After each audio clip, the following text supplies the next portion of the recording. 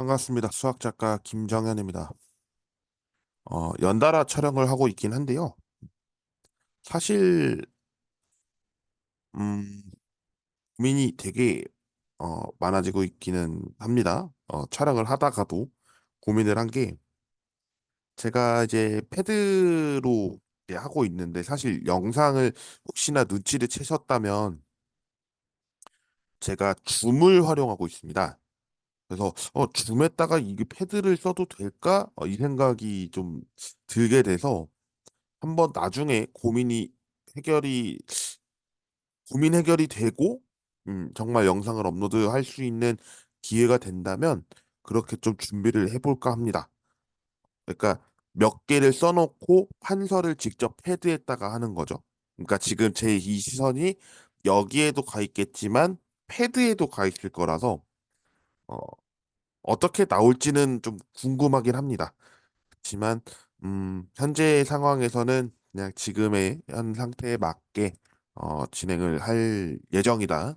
이렇게 말씀을 드려봅니다.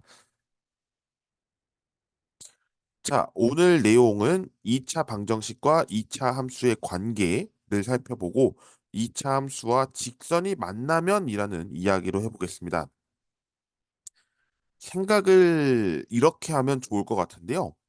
먼저 2차 방정식은 무엇이었고 2차 함수는 무엇이었는지 이 두 가지를 가지고 설명하는 게 더 맞을 것 같습니다.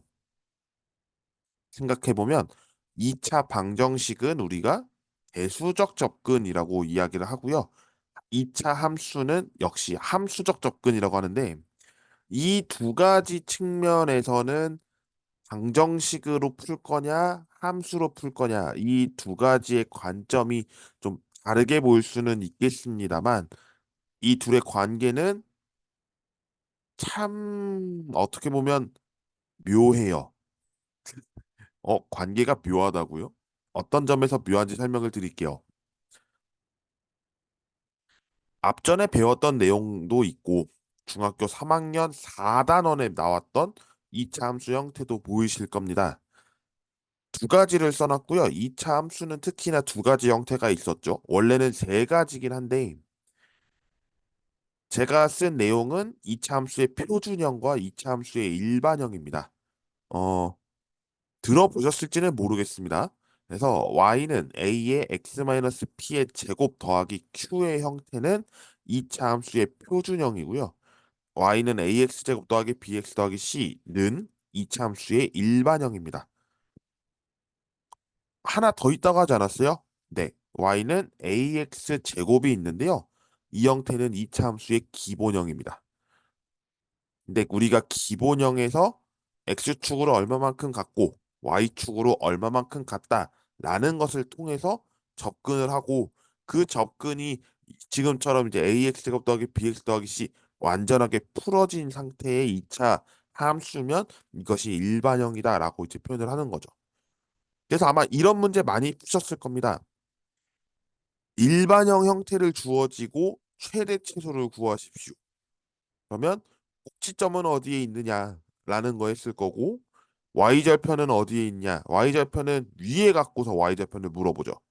그러면 AP 제곱 더하기 Q가 y절편이었으니까 그 계산을 또 해야 되고 이래 있을 겁니다.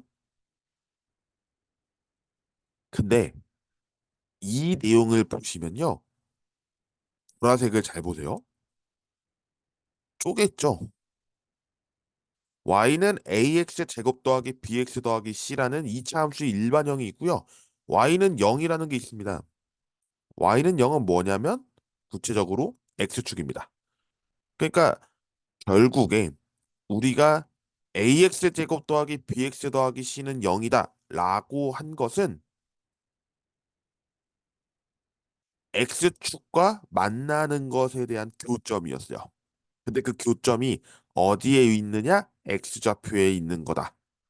y는 의미가 없어요.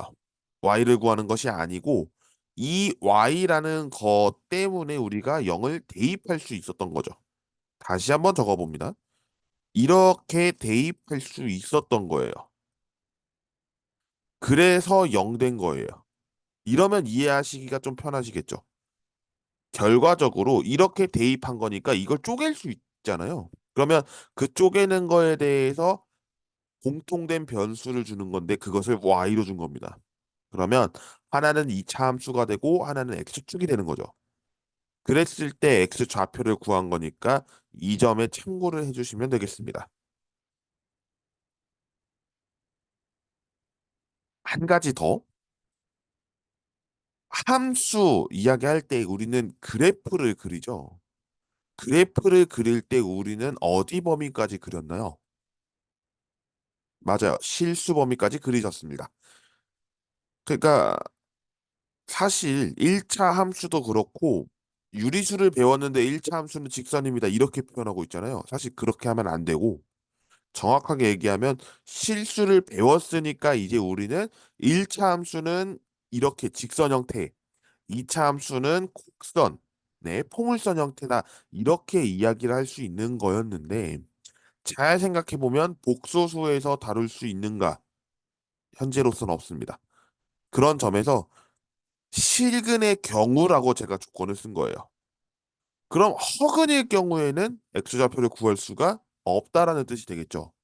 그것에 대한 개념을 다음 표로 제시를 해봤는데요. 이 표를 보시면 좀 이해가 되실 겁니다. 바로 판별식입니다. 판별식과 관련해서 우리는 지난 시간에 여러 가지를 배웠습니다. 지난 시간에 어떤 거 배웠는지 기억이 혹시 나실까요? 그러면 이런 거였죠. 판별식 b제곱 마이너스 4ac에 대해서 d는 0보다 크다. d는 0이다. d는 0보다 작다라는 것을 표현을 했었습니다. 0보다 컸을 때에는 서로 다른 두 실근을 갖는다라고 했고요. d가 0일 경우, 즉 판별식이 0이면 중근을 갖는다라고 했으며 판별식이 0보다 작으면 서로 다른 두 허근을 갖습니다. 그러면 이것을 이차 함수에서 이야기를 해봤을 때 어떻게 되느냐? 서로 다른 실근을 갖는다라는 것은 우리가 x축과 했었을 때 여기와 여기 두 개의 점이 만난다라는 거죠.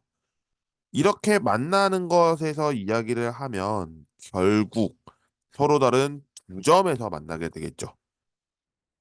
즉 A가 어디에 있던 간에 뭐 어디에 있던 간에가 0을 기준으로 했었을 때 0이 아닌 상태에서 양이든 음이든 X축에서 만나는 점의 개수는 두 개여야 합니다. 자, 그러면 중근일 때 보겠습니다. 중근일 때는 한 점에서 만나는데요. 이렇게 한 점에서 만나는 모습을 볼 수 있습니다.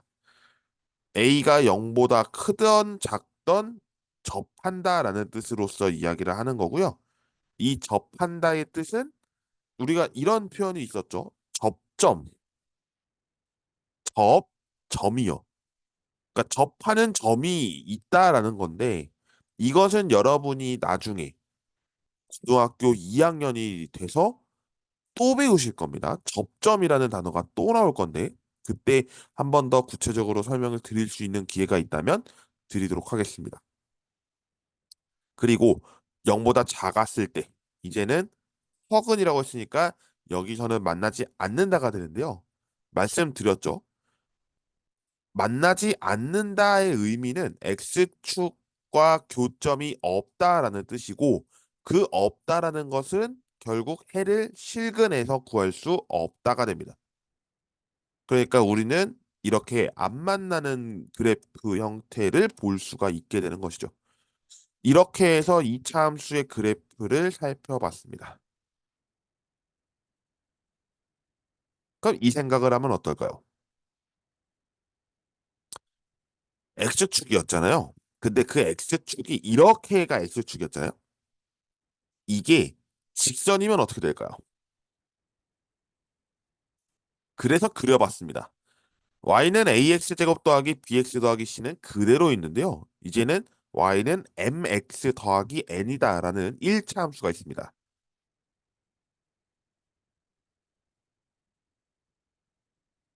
그러면 어떤 형태가 되겠느냐? 지금의 형태를 관찰해 보겠습니다. 그러면 일단 교점이 몇 개입니까? 두 개요. 그리고 n을 조절합니다. 이 n을 조절한다는 것은 위아래로 내려간다라는 뜻이 되죠. 왜냐하면 평행 이동을 할 때 일차 함수의 특징이 뭐였냐면 y절편의 값에 따라서 이게 위로 가냐 밑으로 가느냐에 대한 그 차이를 알려줬죠. 그러니까 지금은 위로 형태를 올라가면은 두 점에서 계속 만날 터이니 결국 아래로 내려갈 것이고 아래로 내려갔을 때 접하는 거 하나 있을 거고 그 밑으로는 더 없겠죠. 그래서 최대 두 개, 최소 0개의 이제 만나는 점이 생긴다라고 할 수가 있겠고요.